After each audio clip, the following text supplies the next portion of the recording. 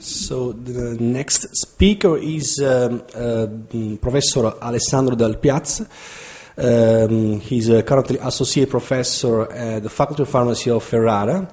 He's also author of more than 70 papers, and the main research topics are binding studies at molecular levels of the interaction between drugs and membrane transporters, stability studies on drugs in physiological fluids, and the use of prodrugs or micro and nano delivery system with aim to improve therapeutic pattern of drug with show poor physiological stability.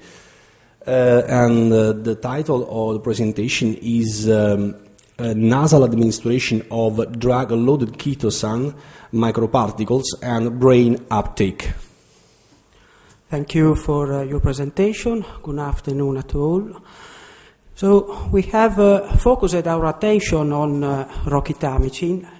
Roquitamicin is a new alternative antibiotic, but is also very important because it is able to act against Acanthamoeba castellani that can induce the granulomatous amoebic encephalitis, that is a lethal disease of the central nervous system.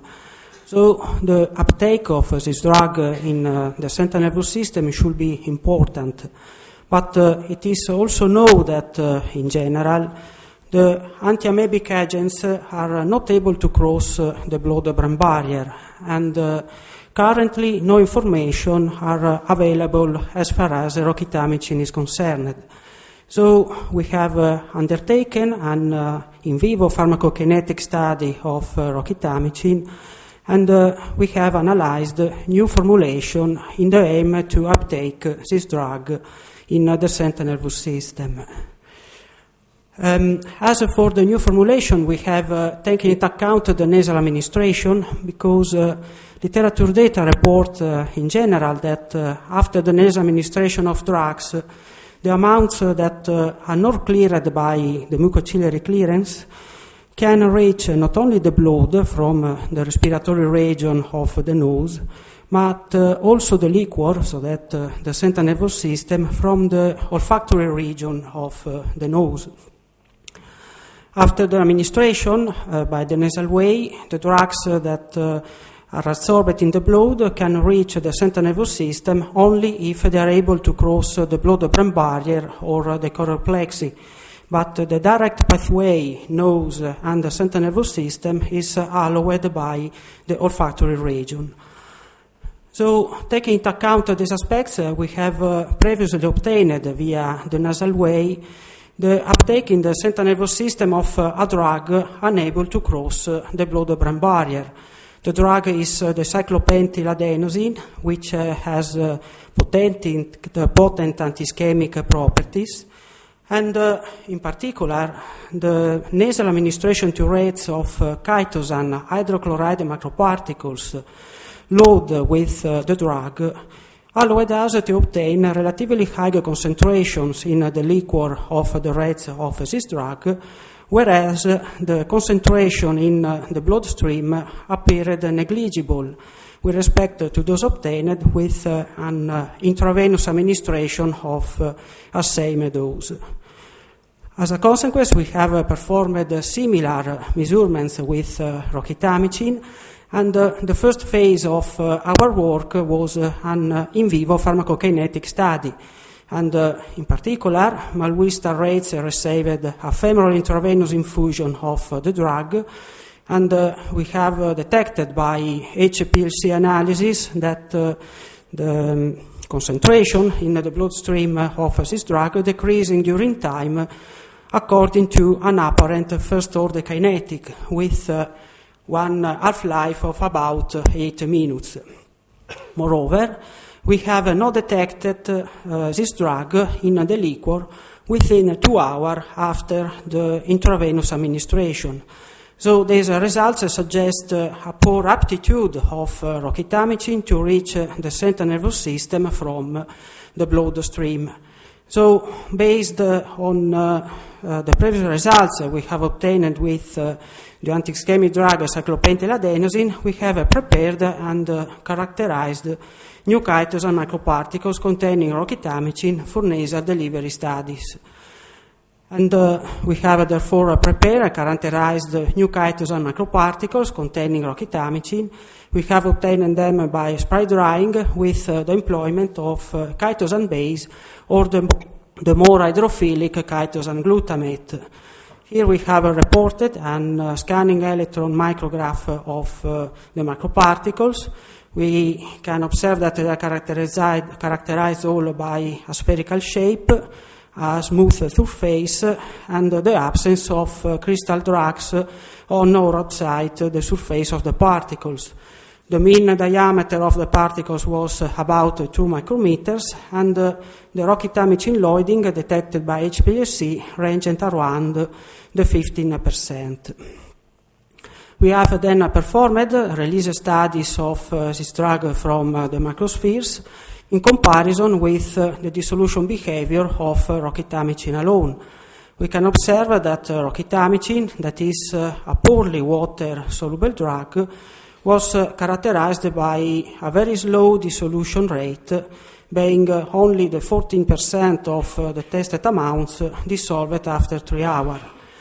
On the other hand, the formulation based on chitosan base allowed us to increase the dissolution rate of this drug.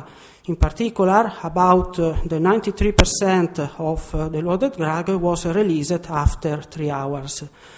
And finally, the roquitamicin encapsulation in chitosan glutamate macrospheres induced a further increase of its dissolution rate. And in particular, the total amount of the encapsulated drug was released after 30 minutes.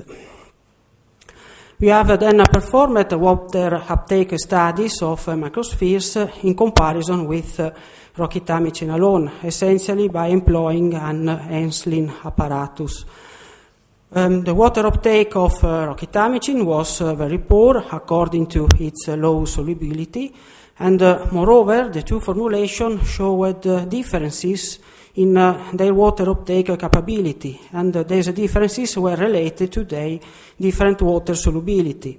In particular, the chitosan-based macroparticles were able to uptake considerable water amounts within an hour, and the chitosan glutamate macrospheres, on the other hand, were able to absorb the water for the first 20 minutes and then dissolve it rapidly. Finally, during the characterization of the macroparticles, we have performed also in vitro mucoadhesion tests. We can observe that both chitosan base and chitosan glutamate macrospheres showed a good in vitro mucoadhesive properties, being about the 50% of the macroparticles remained adhered to synthetic mucosa after applied air load. So, in the third phase of our experiments, we have performed the nasal administration to rats of the loaded roquitamicin macroparticles. As insufflators, we employed the single-dose monopower provided by Valois spray. These insufflators were constituted by a pump, a solid formulation reservoir, its top, and a some nasal adapter. This one is for the rats.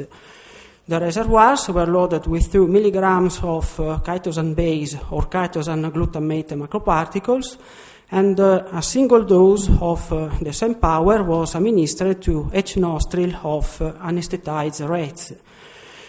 And these are the results we have obtained in the bloodstream of the rats after the nasal administration. We can observe that employing the chitosan-based macroparticles, no significant drug amount were observed in the blood of rats between 50 minutes and 3 hours after the nasal administration. On the other hand, the employment of the more hydrophilic chitosan glutamate macroparticles allowed us to find detectable amounts of the drug in the bloodstream of the rats, as reported in this graph, which shows the differences between an intravenous administration with the red pattern and the nasal administration of a same dose of drug. In particular, the absolute bioavailability related to the chitosan glutamate formulation was the 33%, indicating that about 1/3 of the dose was absorbed in the bloodstream of the rats. Finally, these are the results we have obtained in the liquor of the rats after the administration of the powders. Also in this case, the chitosan-based microparticles do not allow us to find detectable amounts of drug in the liquor of the rats between 50 minutes and 3 hours after the nasal administration. On the other hand, also in this case, the chitosan glutamate microparticles allow us to detect relatively high amounts of the drug in the liquor of the rats. And in particular, the area under concentration ratio versus blood was about 1, indicating a similar pattern of drug concentration versus time in the both compartments. So our results suggest that hydrosoluble chitosan microspheres appear suitable for nasal administration and drug absorption, both in the bloodstream and in the central nervous system.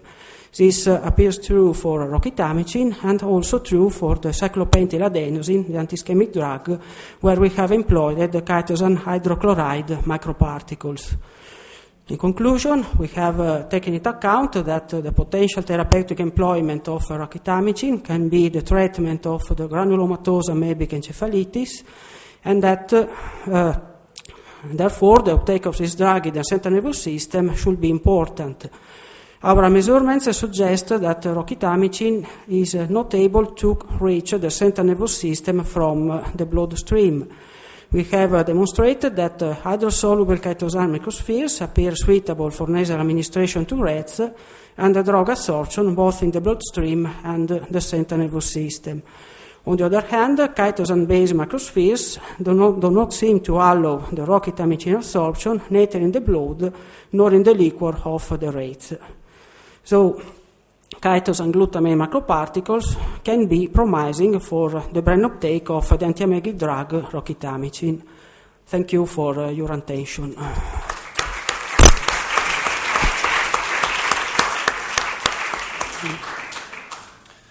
Thank you, Dr. Professor Dal Piaz. Paper is open for discussion. Any question? Yes? Okay, many thanks for your talk. And I am interested about the animal model you used to test the entrance, the nasal absorption of roquitamicin. And I want to know which kind of anesthetics do you use to anesthetize animal, and if you use the monopowder insufflator in awake animals, and if you have seen some differences between the two systems. As anesthetic, we employed the isoflurane, which is an gaseous anesthetic. So this could be create some problems on the nasal mucosa, but we have no information about these aspects. The great differences we have found between the chitosan base and the chitosan glutamate microparticles can allow to think that this anesthetic do not too much influence the nasal mucosa. But we have not performed measurements between the absence or the presence of the anesthetic in the rats.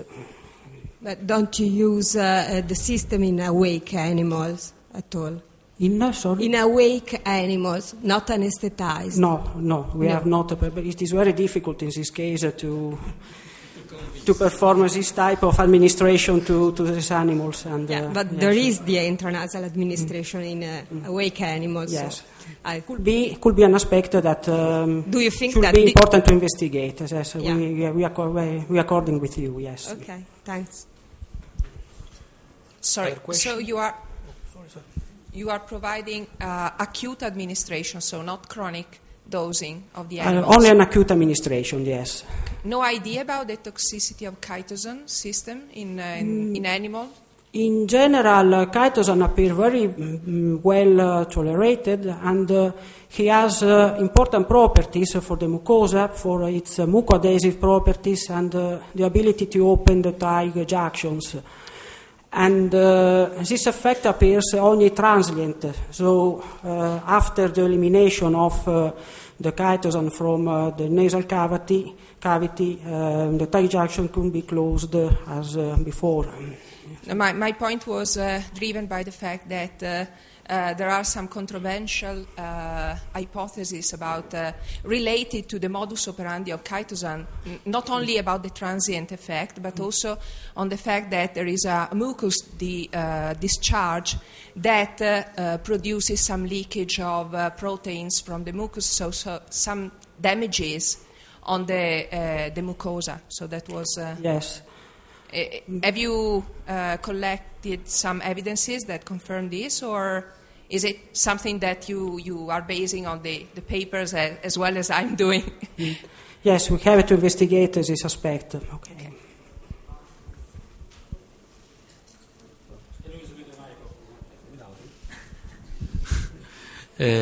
Just a curiosity concerning some comments on the fact and just on the relevance of this route, especially in case of acute therapy, because you just used a drug that normally used in ischemic event. Yes. But in this case, I mean, the therapeutic windows is really, really short, about 2 hours. And so, concerning the possible application of this route, could be a valid route just for this kind of approach, of clinical approach? I think that in the case of an acute administration with very short time available to perform the therapy, this approach could be useful. In the rats, we have observed that we can reach the higher concentrations of the drug within about 30 minutes or an hour. So the peak concentration in the liquor is reached during this time. So probably for these acute treatments, this administration way could be very useful. I don't know if this was the question. Or, yes. I have a curiosity, technical question. Concerning the rate of dissolution of the drug, have you investigated, for example, if there is also a change in the physical state of the drug when you use spray drying? So maybe, for example, that there is in amorph state and not in crystalline. So this could be the cause also of the rapid dissolution rate. Yes, we haven't investigated this aspect, but we have verified that for both the drug, roxitamicin and cyclopentyladenosine, the behavior was very similar. But we don't think, taking into account the chemical aspect of the drug, that we can have... Physical in this case. For the physical, probably maybe, but in general we have hypothesized that this enhancement of dissolution rate can be related to the reduction of the size of the particles. In general, the raw drug is clustered in very big aggregates, and obtaining the microparticles, the enhancement of the surface should allow this enhancement of solubility. Well, okay, for example, but a DSC could be useful in this case also to... Okay, could be an investigation of this case. Okay. Other questions? Okay, 2 questions. Yeah, just on the PK aspect of all the story, how do you explain that the compound in the liquor probably means CSF, is it correct? When you say liquor, is CSF, liquor or cerebrospinal fluid, yes. Yeah. How do you explain that it has the same clearance rate as the blood? Because the compound shouldn't be permeable. So once it enters into the brain, should follow a different clearance pathway. Why, from your data, seems to have the same clearance? The same clearance in the liquor and in the bloodstream. We don't think so. We have observed that after the nasal administration, when the drug can reach the liquor, his presence in the liquor has a time more longer than in the bloodstream. So from your data, probably I've seen very quickly, but it thought to be a very short half-life also from the liquor. So, as an example, this is the aspect for the first drug, the anti-ischemic drug. We have an effect, the presence of the drug for about 90 minutes where it is detectable, and when administered by intravenous way, after 30 minutes the drug is practically disappeared from the bloodstream. So we don't know if it is a controlled release aspect of the microparticles or a different clearance of the drug from the two compartments. Probably it's due to the both effects together. In particular, in the rats, in general, the liquor is completely cleared after 2 hours. So probably this seems indicate that there is also an effect of a prolonged release from the microparticles for its uptake in the liquor. Another question, I think. Other two.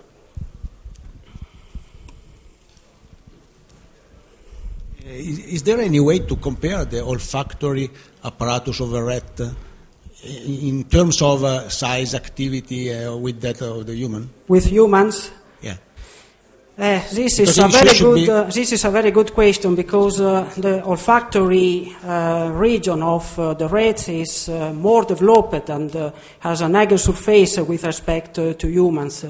In rats, we have about 50% of the total mucosal surface as nasal mucosa. In the humans, we are about around the 10%. So these are preliminary experiments, but we can try also with humans to observe what is the results. We can also to work with the microparticles, with the loading, with the change of the dose, and with these aspects we can observe that this could be a possibility, a potential approach to obtain this uptake. But obviously it should be verified what are the results between a comparison of rats and humans. Okay. Congratulations, Alessandro, for this interesting field of research. I have a technological comment regarding the ratio, the concentration ratio between liquor and blood. In that case, not in this case, for example. Since there is something like a competition time between systemic absorption and penetration through the nerval root or what is into the brain, have you, for example, studied the effect of particle size or the drug loading? Because I read you have only used the 4:1 polymer to drug concentration with a 15% loading. But have you studied, the initial ratio was 4 polymer 1 drug, 4:1. I read in the abstract. But here, in this case, you say, sorry, here. The initial composition. The composition? Yes. Yeah, here. 4:1.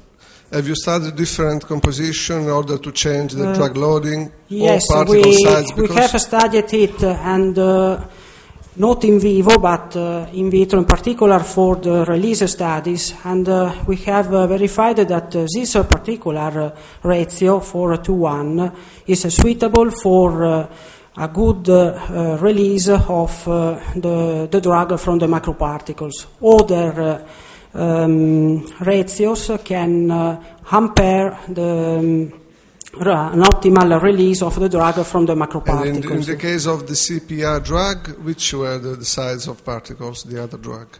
The size of particles in the case of CPA was similar to this one, but we can consider that when we have a contact with physiological fluids or the mucosa, the macroparticles can grow very rapidly to swelling very rapidly. So their dimensions can change very quickly for the ability to it could be a way to modulate or to change this ratio between liquor and systemic absorption, because you want to. Yes, but it could be a way. Should reduce the systemic absorption in that case. These are preliminary results, but we have to work on these aspects a lot, I think, to optimize this type of results. I think no more questions. Okay, thank you again, Professor Dal Piaz. Thank you.